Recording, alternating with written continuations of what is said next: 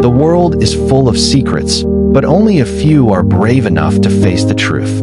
If you want to see the patterns others miss, follow the shadow. At 29, Elias Thorne owned the skyline. He didn't just have money, he had leverage. He lived by one rule. The world is a game of numbers, and most people are just decimals. But tonight, the numbers are fighting back. Before the sun rises, Elias will learn the one lesson they don't teach in Ivy League business schools. The lesson that costs everything. Elias was the king of the flip. He didn't build companies, he gutted them. His strategy was simple, over-leveraging. He used borrowed money to buy assets, pumped their perceived value with hype, and sold them to the highest bidder before the foundation cracked. He thought he was untouchable. He had a $50 million portfolio, all built on a mountain of debt. To Elias, debt wasn't a risk, it was a weapon. But a weapon is only useful as long as you're the one holding the trigger. Every empire has a back door.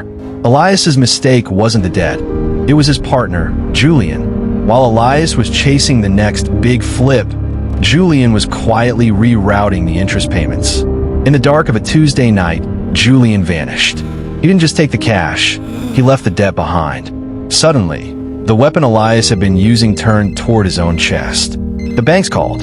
The margin calls hit. The decimals were coming to collect. This is the moment of truth. This is the financial lesson. Elias realized too late. He was paper rich, but cash poor. You can own a $10 million mansion, but if you don't have $10,000 to pay the interest, the bank owns the keys.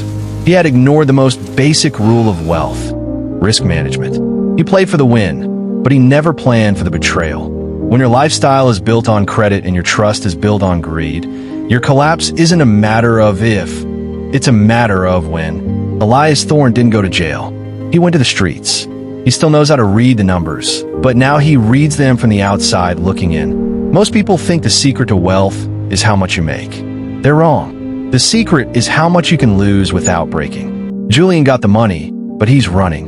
Elias stayed, but he's broken. The question remains, if you lost it all tomorrow, would you have the character to build it back, or was the money the only thing making you a man? Hit that like button to help us grow. Share this with the person you're building your empire with. Subscribe to stay ahead of the game. We'll see you in the next chapter.